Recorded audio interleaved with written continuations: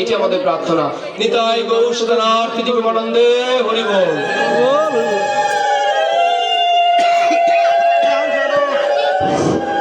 Hello hello উপস্থিত শুধু ভক্তবৃন্দ সবার চরণে শতকোটি প্রণাম।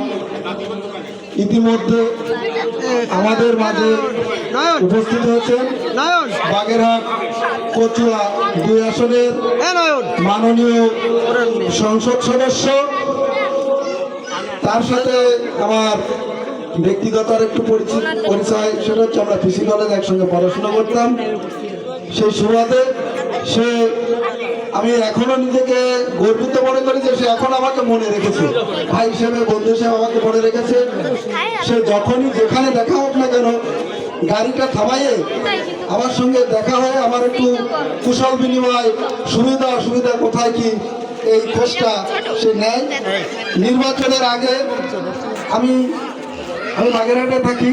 নির্বাচনের আগে আমি আপনাদের কাছে এসেছিলাম যে আমার এক ভাই বন্ধু নির্বাচন করছে, আপনারা সেই কথাটা রেখেছেন, তার জন্য আমি সবার কাছে ঋণী, আমি কৃতজ্ঞ।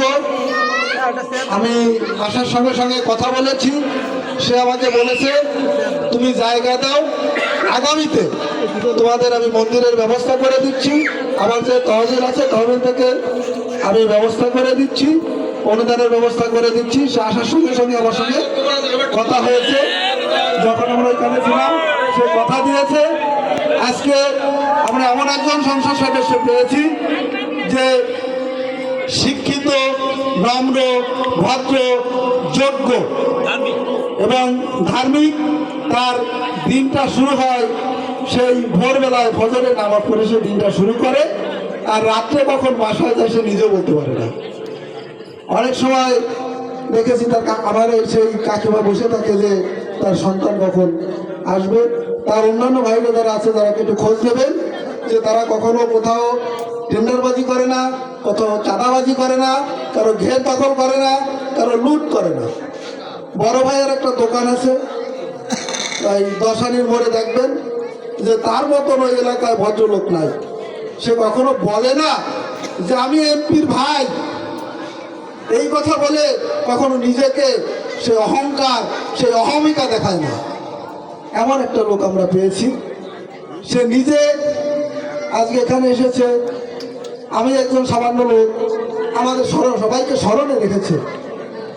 আর সবাই সামনে সে দুটো কথা বলবে, আমি এই মাইক্রোফোনটা তার কাছে দিচ্ছি।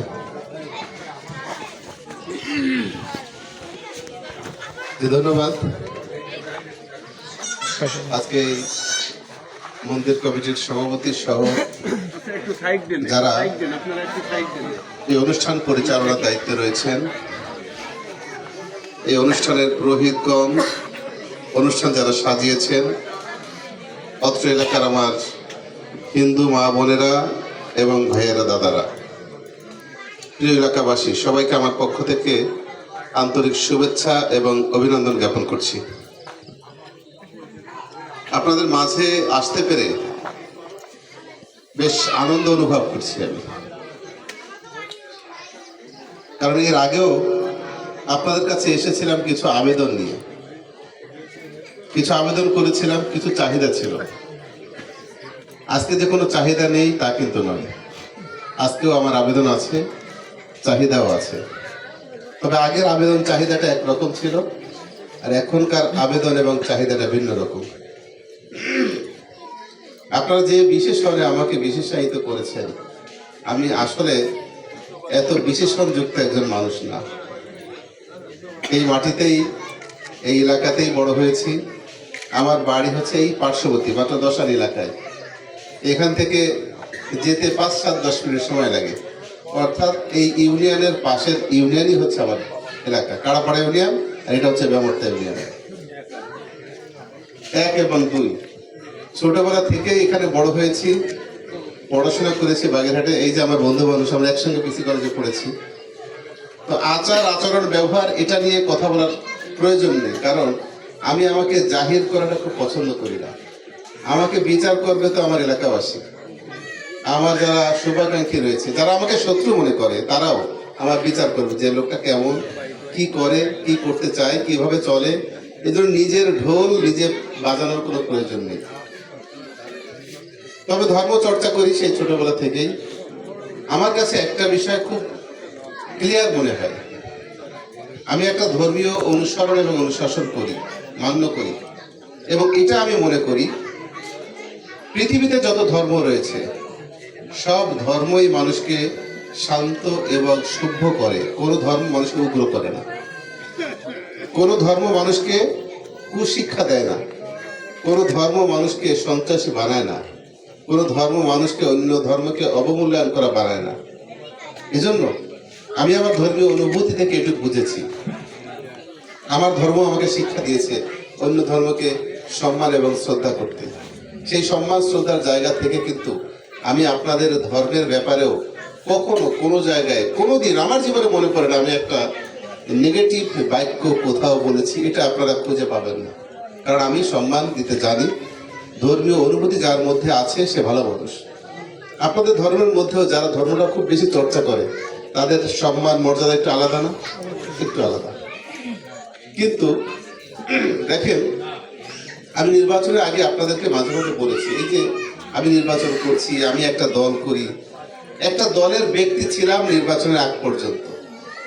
যখনই নির্বাচন হয়ে গিয়েছে আপনারা আমাকে বিজয়ী করেছেন, আমার কিন্তু আর দল নেই। যেমন আমি এখন একটা সরকারের পার্ট, সরকারি দল এবং বিরোধী দল মিলেই হয় সরকার, এককভাবে সরকার হওয়া যায় না। তো আমি এখন একটা সরকারের পার্ট, এজন্য আমি বিরোধী দলের এমপি হওয়ার কারণে আমি কি এই এলাকায় সরকারের পক্ষ থেকে সাহায্য সহযোগিতা বরাদ্দ এটা কম পাবো? একটু কম পাবো না। অন্যান্য সংসদ সদস্যরা যা পাবে আমিও কিন্তু একই পাবো। এজন্য বলছি যে আমাদের মধ্যে বিভেদের কোনো সুযোগ নেই, আসলে সুযোগ নেই। মানুষ হিসেবে আমাদের একটা আলাদা পরিচয়, ধর্মীয়ভাবে একটা পরিচয়। ধর্মীয় পরিচয়ের জায়গা থেকে আমরা একজন অন্যের ধর্মের ব্যাপারে কোনো হস্তক্ষেপ করব, এই শিক্ষা ছোটবেলা থেকে আমি পাইনি। আমাদের বাংলাদেশের যারা বসবাস করি আমাদের পরিচয় ধর্মীয় দিক থেকে নয়, আমাদের পরিচয়টা বাঙালি এবং বাংলাদেশ, বাঙালি এবং বাংলাদেশি হচ্ছে আমাদের পরিচয়। সুতরাং আপনারা যারা আছেন, আমরা যারা আছি, এই মাটিকে ভালোবেসেই তো আমরা এখানে আছি। কিন্তু এখান থেকে চলে যাচ্ছি না, আমরা এখানে সম্পদ বিক্রি করে চলে যাই না। এখানে পড়াশোনা করেছি, এখানে ব্যবসা বাণিজ্য করি, এখানে আত্মীয় স্বজন সবই এখানে। সুতরাং আমাদের পরিচয়টা আমরা বাংলাদেশি, বাঙালি এবং এই সমাজের গুরুত্বপূর্ণ মানুষ আমরা। যদি অন্যকে সম্মান করা যায় তাহলে অন্যের কাছ থেকে সম্মান পাওয়া যায়, যদি অন্যকে সম্মান করা না হয় তাহলে অন্যের কাছে সম্মান আশা করা যায় না। আজকে আমি বাগেরহাটে আমার এই নির্বাচনী এলাকায়, বিশেষ করে সদর উপজেলা এবং কচুয়ায় ম্যাক্সিমাম যে মন্দিরগুলো আছে প্রায় শতাধিক, আমার কাছে হিসাব যেটা আছে শতাধিক মন্দির আছে। আমি ম্যাক্সিমাম মন্দিরগুলো গিয়েছি। নির্বাচনের আগে গেলে মনে করতো ভোটের ব্যাপার আছে, ভোটের ব্যাপার স্যাপার আছে, তো আসবেই, ভোট কুড়াতে হবে, ভোট চাইতে হবে। এখন তো ভোট নেই, আমি বিজয়ী হয়েছি বিপুল ভোটের ব্যবধানে, এখন আবার এসে লাভ পেত। এজন্য বলছি মূলত ভোটের ব্যাপার স্যাপার না, এটা মানুষের দায়িত্ব, অনুভূতি। এখানে যে ধর্ম চর্চা করছেন, অনুষ্ঠান করছেন, এই অনুষ্ঠানটার উপরে কোনো রকম কোনো সমস্যা তৈরি হলে এই দায়ভার থেকে কি আমি মুক্ত হতে পারবো? আগে মুক্ত হতে পারতাম, প্রশাসনের উপর চাপিয়ে দাও, তারা যা পারে তাই করুক, ওটা আমার দেখার বিষয় নয়। এখন আপনারা যে জায়গাটায় আমাকে দায়িত্ব দিয়েছেন, এখানের কোনো সমস্যা হলে দায়ভার আমার কাছে, আমার জবাব দেওয়া লাগবে। কেন হলো, আপনার এলাকায় কেন হলো, আপনার এলাকায় কেন এটা হলো, এই দায়িত্ব কিন্তু আমার কাদের উপর বর্তিয়েছে। এজন্য যেখানে অনুষ্ঠান হোক আমি ফিজিক্যালি সেখানে উপস্থিত হতে পারি আর না পারি, সেখানে কিন্তু আমার খোঁজ রাখতে হয়। আর আমার পক্ষে যতদূর সম্ভব আমি সেখানে সশরীরে গিয়ে খোঁজ নেওয়ার চেষ্টা করি। এইখানে নিরাপত্তার আলাদা কোনো ব্যবস্থা সম্ভবত নাই, পুলিশ আছে নাই, আমরা এটা চেয়েছিলাম। অবাক হবেন কথাটা শুনলে, কিন্তু এটা বাস্তব, এটা আমরা চেয়েছি।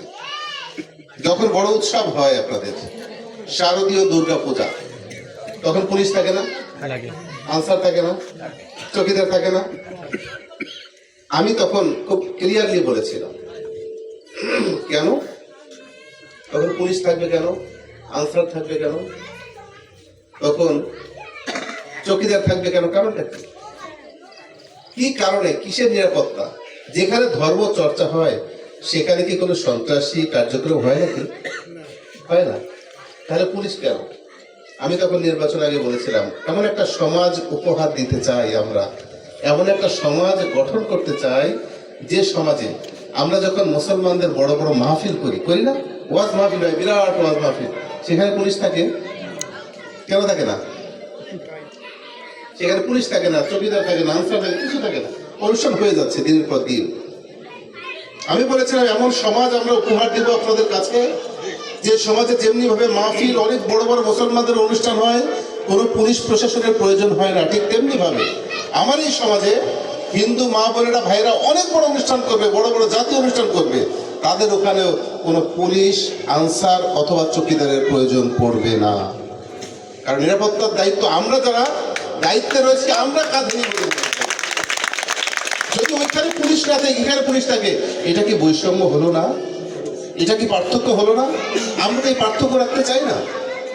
আপনিও মানুষ, আমিও মানুষ। আপনি আপনার ধর্মীয় অনুষ্ঠান করছেন, আমি আমার ধর্মীয় অনুষ্ঠান করছি। আমার এখানে পুলিশ নেই, আপনার এখানে পুলিশ থাকবে কেন? তার মানে আপনি নিশ্চয়ই নিরাপত্তাহীনতায় আছেন। আপনি নিরাপত্তাহীনতা থাকার কারণে আপনাকে পুলিশদের প্রোটেকশন দেওয়ার প্রয়োজন হচ্ছে। এই নিরাপত্তাহীনতা আমরা রাখতে চাই না।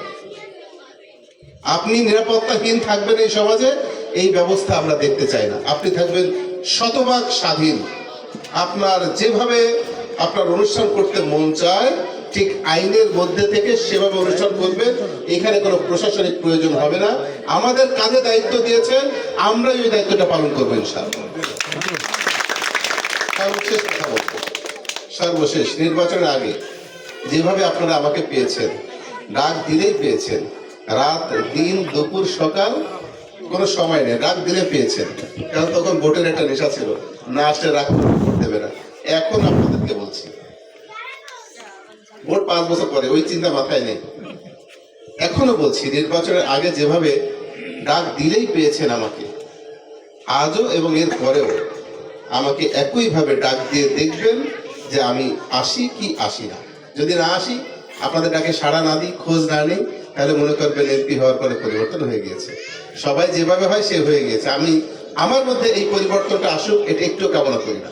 আপনারা আমাকে সহযোগিতা করবেন, পরামর্শ দিবেন, আপনাদের সমস্যাগুলো আমাকে বলবেন, আপনাদের প্রয়োজনগুলো আমাকে বলবেন। যদি না বলেন, আমি খুঁটে খুঁটে বেছে বেছে বের করতে দেরি হয়ে যাবে।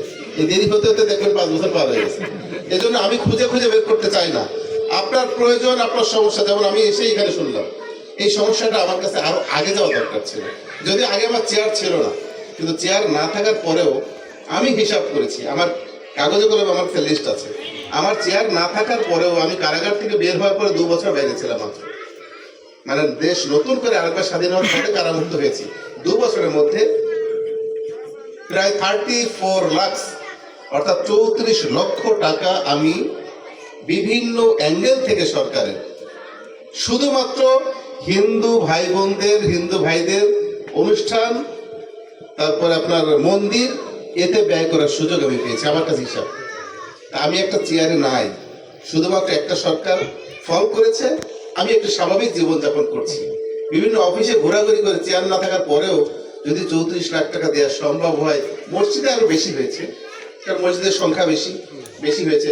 শুধুমাত্র মন্দির কেন্দ্রিক হিন্দুদের এই পারপাস আমার প্রায় 34 লাখ টাকা আমি দিতে সক্ষম হয়েছি। চেয়ার না থাকার পরে যদি এত বড় বরাদ্দ দেওয়া সম্ভব হয়, তাহলে চেয়ার আসলে আরো অনেক বেশি দেওয়া যায়। তবে আপনাদের কাছে অনুরোধ, আমাদের বাংলাদেশের কালচার, এটা অন্য দেশে হয় কিনা জানি না, যদি শিশু না কাঁদে তাহলে মা তাকে দেয় না। এজন্য আপনাদের প্রয়োজনটা আমাকে একটু বারবার মনে করিয়ে দেবেন। আমার ইচ্ছা আছে কাজ করার, আমার নেশা আছে কাজ করার, আমার উপকার করার চিন্তা আছে। আমি আপনাদের শাসক, নেতা অথবা অন্য কিছু হতে চাই না, আমি আপনাদের সেবক হতে চাই, আমি আপনাদের খাদেম হতে চাই। আমি যদি আমার কাজ দ্বারা সরকারের যে দায়িত্ব, যে বরাদ্দ আছে, এটা দিয়ে আপনাদের কিঞ্চিত পরিমাণ উপকার করতে পারি, এটা হবে আমার জন্য বড় ধরনের একটা কল্যাণের কাজ।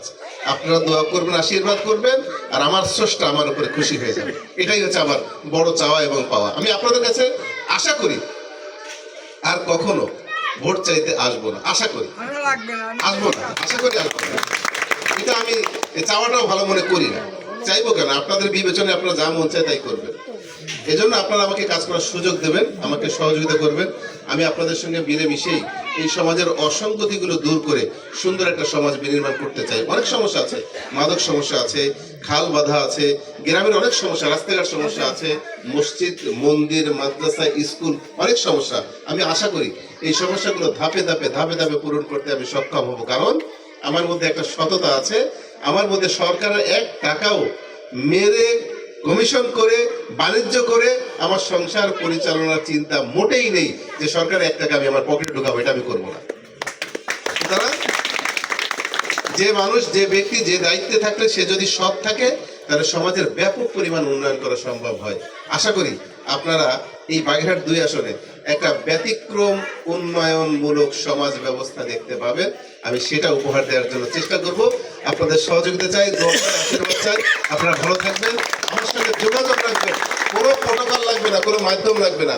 আমার মোবাইল নাম্বার আছে, আমার বাড়িও কাছে। যখন মন চায় যে কোনো কাজে আমার কাছে চলে যাবেন, আমি আপনার ডাকে সাড়া দেবো।